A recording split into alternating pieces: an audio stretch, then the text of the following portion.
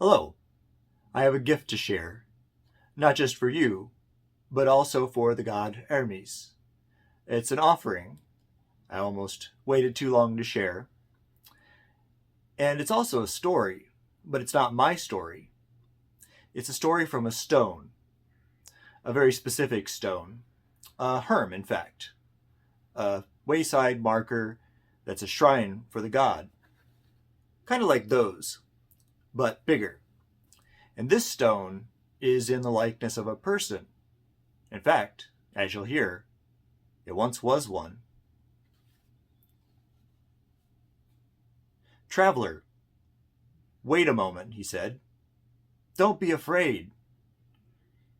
"Yes, I speak, and stones usually don't. But I am no ordinary stone. I am a Herm, though it is not Hermes you hear speaking. I was once human, like you.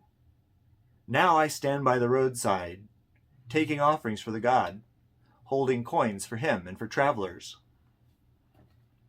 I was once a humble farmer before I became this stone, this Herm. The very first Herm, in fact. That's me. I was alive and already old when the god was born. I had a farm, a family, a name. Now all I have is my story. I don't even remember my birth name, only the nickname my neighbors gave to me, Battus. Yes, the chatterer. I talk, still, even as a stone. The storytellers say that talking too much was how I earned my form. Strange to be punished for speech by its own patron god, but there you are. So, I have a story, and a story needs hearing. It would be a blessing if you listened. Perhaps you'll learn something useful. So rest here a moment. Sit and be comfortable. Good, good. Let's begin the story with Hermes' birth. Although it occurred right here in Arcadia, his native land and mine, I didn't witness that event nor even know it had happened. Only one being knew at first. Only one being saw him emerge into the world, his mother, the nymph, Maya. She bore him in the darkness in a cave beneath the earth. The concealment was necessary for her safety, because the child's father was none other than the king of the gods, Zeus. The child was one of his many offspring, and an especially powerful one. Hermes was born with the potential to become a god, and not just any god, but one of the great ones on Olympus. Maya did not sense this power, though, nor possess any foresight of it. She knew only that Zeus's lawful wife, Hera, would be furious, jealous as always of her husband's affairs and their results. So, Maya was in hiding. She'd given birth in secret. She meant to keep the child unseen forever, but exhausted from her labors, she had to sleep. Hermes, the newborn child, did not want to sleep. He did not want to stay in his cave. From the moment his eyes had opened, he knew his worth and his origin. He knew what he must do to claim his birthright. So, he left his cave and went out in the world, a plan already in mind. I know these things now because he told me. He made sure to explain my error in every detail, telling me about the folly that had brought me to this stony form. And I had no choice but to listen. I certainly did not know his true potential when I was alive. Who would suspect it of a child barely a day old? I suppose the fact that he was already walking and talking and stealing at that age should have been a clue, but I'm getting ahead of my story. The newborn Hermes went forth from his cave, seeking a suitable offering for the gods of Olympus. Owning nothing himself, he had turned to theft. He walked to the fields of Pylos, where the cattle of Apollo had wandered from their safer fields. Hermes gathered up these cattle, herding them together with a switch. Then he drove those cattle to a place of sacrifice, to be slaughtered and burned. On his way there, he passed my home. which stood high upon a rock just past Manalos. I was there hard at work, tending my vineyards. Or was it watching my herds? I forget. I've heard several conflicting stories, which makes it even harder to know what's true. Still, I know for certain that I was minding my own business. I was distracted from that business by an unexpected sound, the cries of passing cattle, calling out in distress and confusion. I could hear them clearly. I knew that they were being driven, against their will and far from their home. I walked to the edge of my height and looked down. There, below me, was an infant, not only walking upright, switch in hand, but driving 50 of the most beautiful cattle I'd ever seen. Stranger still, he had trained them to walk backward, so that their tracks faced the wrong way around.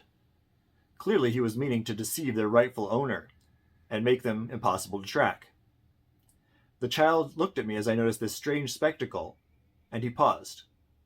And he said, I think it was, "Old man, I see your fine vineyards. You must spend a great deal of time tending them. If you keep working so diligently, not seeing anything strange, not hearing anything unusual, and staying silent about matters that don't concern you, you will surely be blessed with an abundance of wine. If not, things could go badly for you." I understood his meaning right away, and seeing that I was clearly in the presence of something supernatural, a spirit, if not a god, I nodded and went back to work. Not seeing anything strange, not hearing anything out of the ordinary, just minding my business. Now, some claim that the child gave me one of those cattle as a reward for my silence. I don't think that's right. I wouldn't have accepted stolen goods, no matter from who. Especially not such a grand creature, which was clearly the property of someone wealthy and powerful. Now others say that I swore an oath, pointing to the rock upon which my house was built and saying, "This stone will tell sooner than I." That's possible, I suppose. I really did mean to keep it to myself. If that's true, though, it was a terrible choice of words. Talking too much is one thing, but saying foolish things, especially making foolish oaths, is much worse. So as I said, I did attend to my own business, not telling anyone what I'd seen, not rushing off. But as the day grew later, I was visited by a young shepherd, an unbelievably beautiful young man, but wearing very simple clothes. He told me he'd been out grazing a herd of cattle, but while he slept, some of them wandered away and were lost. Worse, he suspected that his cows had been stolen. I meant to keep my promise and stay silent. Truly, I did. After all, that walking baby had said it was no business of mine. But the poor, lovely shepherd looked so upset, so hurt by his loss, that I became angry for his sake. Further, he offered me a reward for any information I might have that would identify the thief or find his cows. Some say he gave me a beautiful robe, woven of gold or spun of the rarest colors. Some others say that he offered me one of those same cows if they were recovered, and a bull besides, so that my herd would be forever blessed by their offspring. Riches right away compared to the uncertainty of future harvests. Breeding cattle, wealth far into the future compared to one single cow or a single season's wine. Whatever his offer was, I'm sure it was better than the promise or the threat of that thieving child. Moved by righteousness, or yes, also by greed, or perhaps just the urge to tell an interesting story to a willing listener, I told the shepherd what I knew.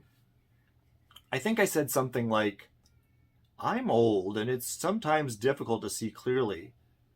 I don't know always who I see, whether they're good or evil. But while I was working today, I think I saw a child, apparently an infant, walking past me with some cattle. He was driving them along backwards, in fact, with their heads behind and their tails in front." The shepherd nodded as if I had only confirmed his suspicions. I think he already knew what had happened and who was to blame. He hardly needed my testimony on that account. What he didn't know was where the cattle had gone exactly, and my words told him when they had passed, where, and in what direction.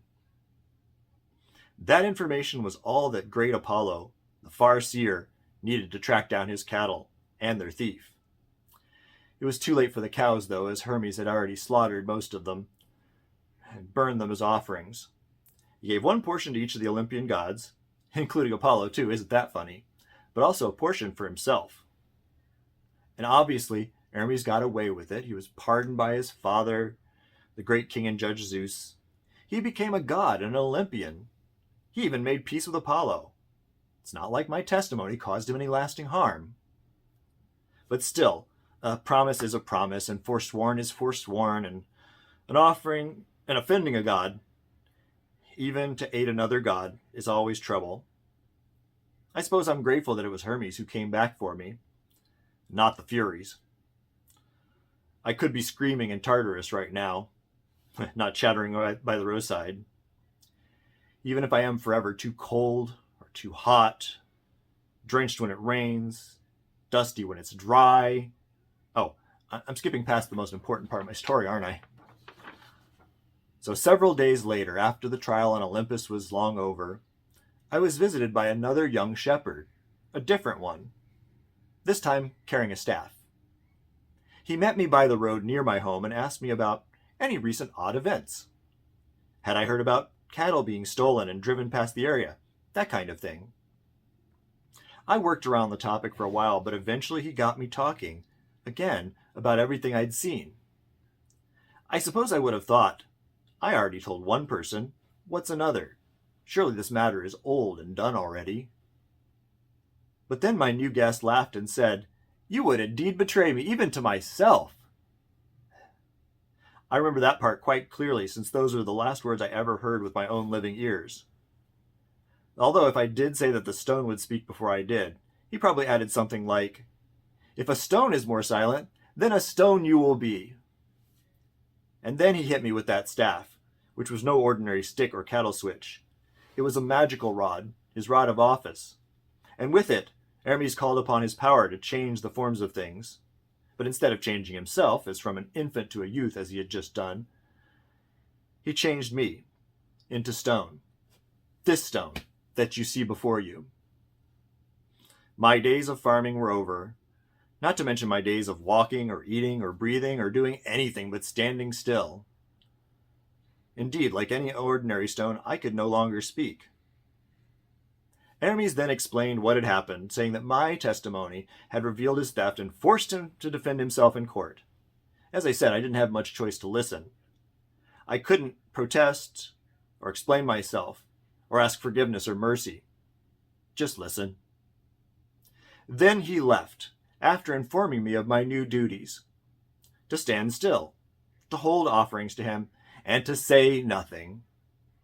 I was the First Herm, the first shrine in honor of Hermes. This form is my penance for betraying a god. I have a debt to pay through service. My muteness lasted for years, centuries? I'm not sure exactly how long it lasted, but at some point I remembered how to speak again. Or I figured out how a stone could speak. Maybe I can talk now because I've earned some mercy. Who knows, maybe another millennium or two, I'll be able to see again, or maybe move. That's my story. Thanks for listening. If there's a lesson to be learned here, it's... Oh, you have to go? So soon? Well, travel safe. I'm sure you will if you leave a coin or two here and ask for his blessing. You know what they say... Oh, all right then. Goodbye. Please stop again when you pass this way. Please? Story of the First Herm. Praise Hermes and sympathy for Battus, the snitch who got his reward. Happy holidays.